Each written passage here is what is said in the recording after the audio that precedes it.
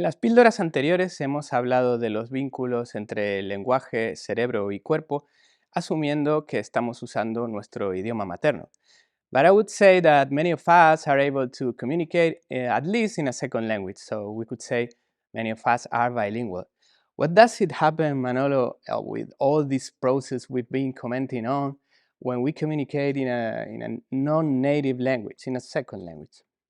Okay, this what you have done right now is switching from one language to another. This means that in your brain there are two languages set up somehow, and you have to actively suppress one language to work in the other language.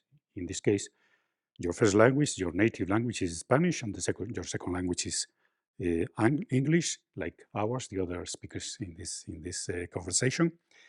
And this is an interesting problem, cognitive and neurological problem. How people manage to do this?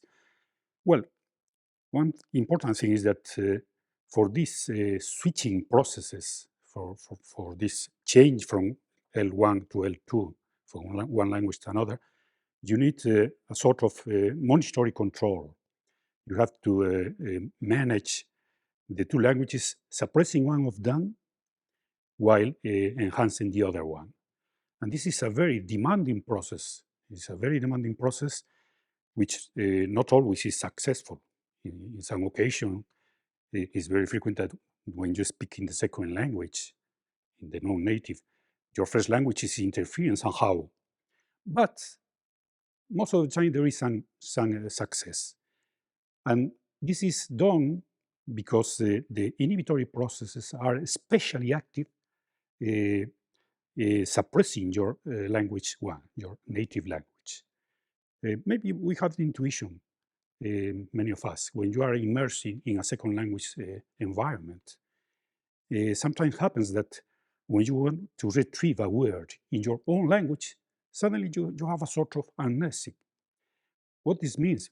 This means that the suppression, the inhibitory process is actively working there against your first language. And this is not something that's just a quirk of a very few individuals around the world.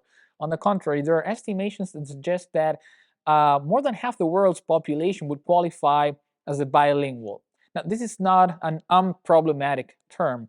It has been variously defined in the literature and in very, very different terms. So much so that sometimes, if you believe that this definition of bilingualism in the literature is correct, then this other one cannot be correct. But other than that, there's this tacit consensus that's emerging. And typically when we say bilingualism right now in psycholinguistics, in neurolinguistics, we refer to any person who's capable of communicating willingly in one or more language or dialect even, with any level of competence that suffices for that person to meet his or her communicative goals. Now, when you think about this, this is a maximally inclusive definition. It's so broad, so many people will be encompassed by that again, it stands to reason that more than half the world's population would qualify as a bilingual here, which means that within that population, there's going to be a lot of variety, a lot of heterogeneity in the way in which these people are bilingual. Some people will have acquired their second language early on in life, and some people may have come in contact with it later on. Some people may be very, very proficient to the extent that maybe it's hard for you to tell whether that person is a native speaker of that language or not. And some others may have a very marked accent, right? So, and there are many other variables.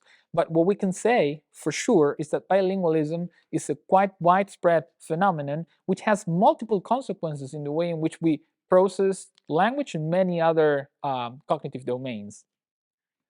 This is very relevant and interesting, but maybe we have somehow overlooked our first question and going back to this interlocking between language, brain, and body. Could we elaborate a bit on this and explain how it works in a second language regarding the processing of words, of sentences, and could we better explain this interlocking between language, brain, and body, Manolo? Yeah, very important point. To what extent all this embodiment stuff we have been discussing in previous pills applies to a second language, especially to a person who is talking in a second language rather than the first one? Well, in principle, the learning processes of the second language is not exactly the same as the first language. The first language, from the very early childhood, you are exposed to a rich environment, a multi-dimensional, multi-sensory environment with very rich experiences, and this provides a very rich representation of the semantic of words and sentences and so on. Whereas the second language is acquired or is learned in more formal environments, in educational context, most of the times. So I am thinking now in unbalanced bilinguals, people who have a dominant first language and a less dominant second language. And my response to your question, I think that the embodied aspects of meaning are attenuated somehow in the second language. Let me put an example. Emotions. Taboo words in the second language doesn't matter so much. So a taboo word in a first language environment produce a strong reaction. But the very same taboo words in the second language are less impactful. And the same for affectionate emotional language. So maybe saying I love you or je t'aime in my second language has not the so strong connotations as in my first language. So my response to you is that at least in the case of language, there is a quite important attenuation of the emotional connotations. If I may, I would like to attenuate your claim of attenuation. It is the case, and I fully agree, that at least in some circumstances, for some bilinguals, and especially for some linguistic domains, the engagement of sensory motor and affective systems induced by language may be dampened a little bit in your second language. In the case of unbalanced bilinguals, I think that's a very fair claim for that case. But like we were saying, I mean, bilinguals are such a massive collection, assortment of people, right? And when you take a look at the literature, some of the effects that we've been commenting on, the results are quite varied in the literature. So, for example, there are studies that have looked at the engagement, the reactivation of motor networks by action-related language, action-related verbs in your first language and in your second language, right? And as a bulk effect, sometimes you do observe that the magnitude of the engagement of these motor regions by these words is a little bit lower in bilinguals. However, when you take a look at bilinguals who are quite competent or who have a very early age of acquisition of the second language, these differences are not so marked. It's also interesting to see that this extends onto our contact with the environment. We've also been talking about how language has this capacity of modulating your actual behavior, motor behavior.